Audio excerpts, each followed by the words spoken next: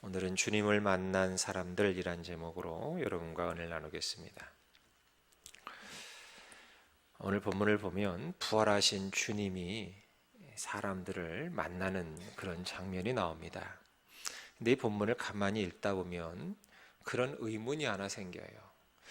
누가 주님을 만나고 있는가? 주님이 만나는 사람은 누구인가? 주님이 지금 부활하셨는데 부활하신 주님이 이 몇몇 사람에게만 나타나셔서 그들에게만 부활하신 주님의 몸을 보여줄 것이 아니라 이 부활하신 주님께서 그야말로 세상 모든 사람 모두에게 나타나셔서 부활하신 몸을 보여주셨다면 얼마나 좋았을까 하는 그런 생각을 한번 해보게 됩니다. 그랬다면 지금까지 논란으로 이어지고 있는 부활에 관한 이 논란도 없었을 것이고, 그렇지 않습니까? 지금도 많은 사람들이 예수님의 부활을 부정하고 있지요.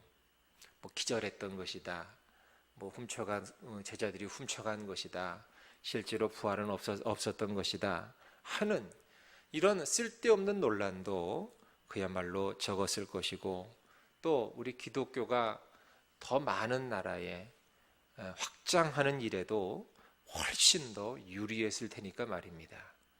그런데 우리 주님은 그렇게 하시지 않으셨다는 거예요. 모든 사람에게 나타나셔서 모든 사람에게 자신의 부활하신 몸을 보여주고, 나 이렇게 부활했다 봐라, 좀 만져도 보고, 한번 나랑 얘기도 한번 해보고, 네 눈으로 직접 보고 확인도 해봐라, 그렇게 하지 아니하시고 다만 몇몇 사람들에게만 나타나셔서 보여주셨다는 거예요.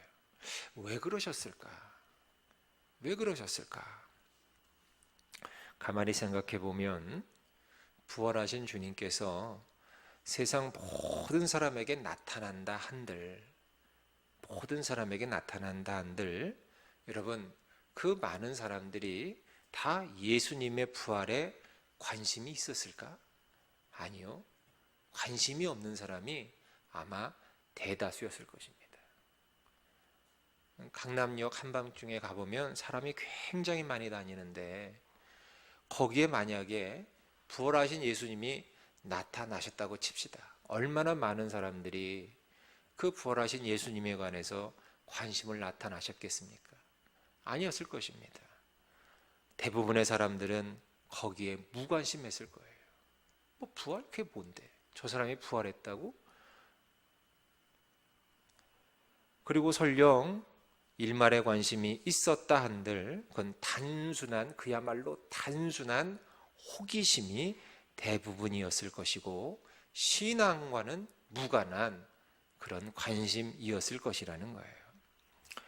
때문에 우리 주님께서 부활하시고 또 그 부활하신 주님이 자신을 나타내심은 예수님의 필요 때문이 아니라 가만히 보면 바로 사람들의 필요 때문에 필요한 사람들에게 주님은 자신을 나타내셨다는 거예요. 즉 부활하신 주님이 간절히 필요한 사람들 때문에 주님은 부활하신 자신을 나타내셨다는 거예요. 그렇다면 어떤 사람이 부활하신 주님이 필요했던 것일까? 가만히 성경을 보니까 답이 나와 있다는 거예요. 누군가 봤더니 바로 우리 예수님의 죽으심으로 삶의 의미와 삶의 가치를 다 잃어버린, 그러니까 한마디로 말해서 예수님께 자신의 삶을 다 걸었던 사람들, 예수님에게 자신의 인생을 온전히 다 걸었던 사람들, 그 사람들이 바로 부활하신 주님이 필요했던 사람들이었다는 거예요. 주님이 죽으셔서 그야말로 지금 절망에 빠진 사람들. 그래서 오늘 본문에 보면 누가 나오냐면 일단은 막달라 마리아가 나와요. 막달라 마리아. 지금 막달라 마리아의 모습을 보니까 11절부터 보니까 11절에 이렇게 되어 있네요. 마리아는 무덤 밖에 서서 울고 있더니 울면서 구부려 무덤 안을 들여다보니, 그렇게 돼 있어요.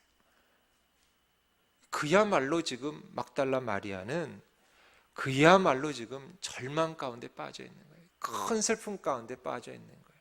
그토록 사랑하고, 그토록 믿고, 그토록 신뢰하고, 그토록 소망했던 그 예수님이 죽으셨다는 거예요. 그 슬픔으로 말미암아 지금 무덤 밖에 서서 울고 있다는 거예요.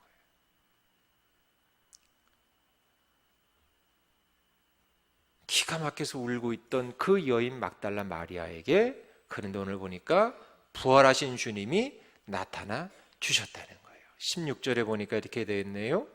예수께서 마리아야 하시거늘 마리아가 돌이켜 히브리 말로 라보니 하니 이는 선생님이라 하는 말이라.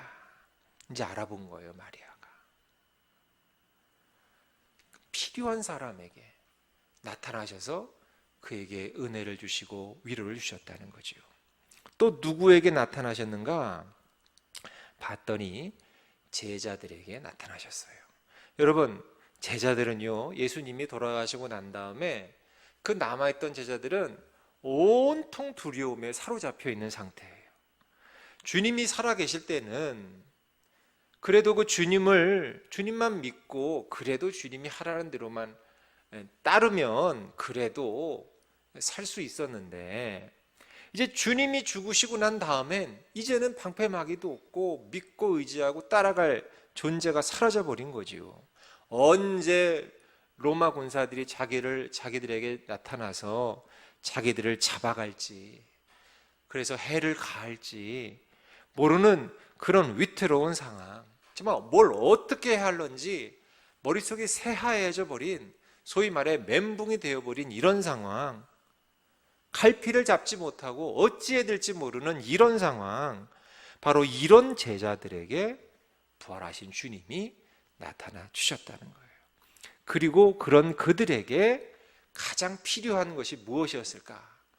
평강을 주셨다는 거예요. 평강을.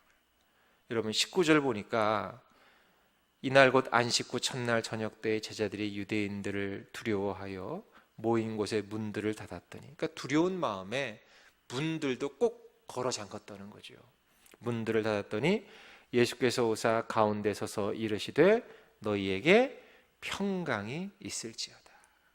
지금 두려움에 떨고 있는 제자들에게 부활하신 주님이 찾아오셔서 무엇을 주셨다? 평강을 주셨다는 거예요. 사랑하는 여러분, 주님이 필요 없고 자신의 힘만으로 충분히 내 삶을 얼마든지 잘 살아갈 수 있다고 생각하는 사람에게는 주님이 나타나실 필요가 전혀 없다는 거예요. 아무리 생각해봐도 그렇다는 거예요. 주님은, 오늘 부활하신 주님은 지금 누구에게 찾아가셨다?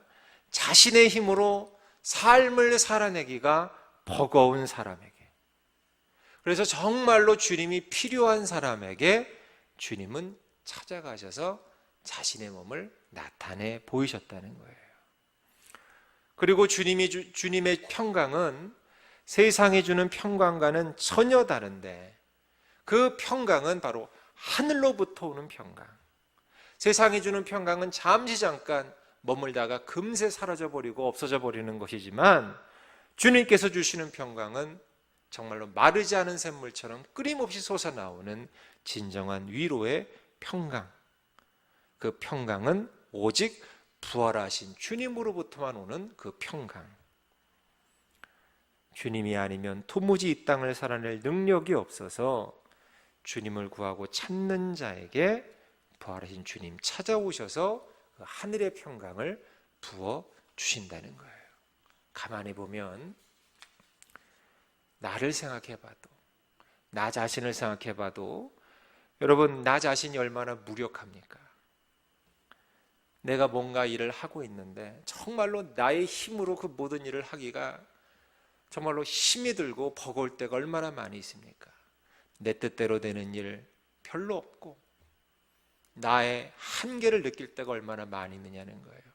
어디로 가야 할지, 무엇을 결정해야 할지 도무지 판단도 서지 않는 그때, 실수하고 실패하고 깨지는 그때, 또 내 주변의 사람들을 봐도 마찬가지예요. 그들도 나랑 비슷해요. 여전히 그들도 실패하고 실수하고 깨진다는 거지요. 그래서 그들과 나도 만나서 함께 만나서 또 같이 실수하고 같이 실패하고 같이 깨지고 같이 무기력하고 같이 한계를 느끼고 그렇게 살아가고 있어요.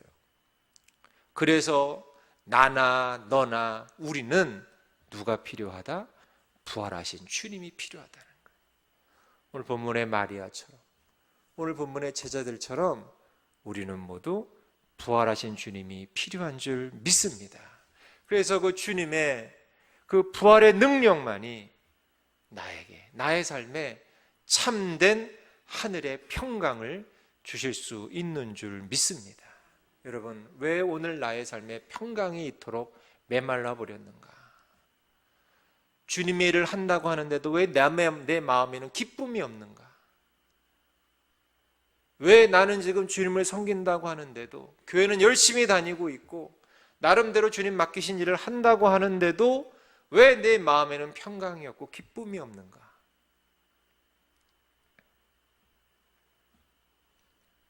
여러분, 우리는 모두 주님이 필요합니다. 평강이 없는 이유는, 주님의 일을 한다고 하면서도 내 마음에 평강이 없는 이유는 주님과 함께 하지 않기 때문에 그래요. 주님과 함께 이 일을 해야 되는데 사실은 나는 주님과 함께 하지 않기 때문에 내 마음에 샬롬이 없었다는 거지요. 때문에 결론적으로 우리는 나나 너나 할 것 없이 주님이 필요합니다. 함께 하시는 주님, 나와 함께 하시는 주님.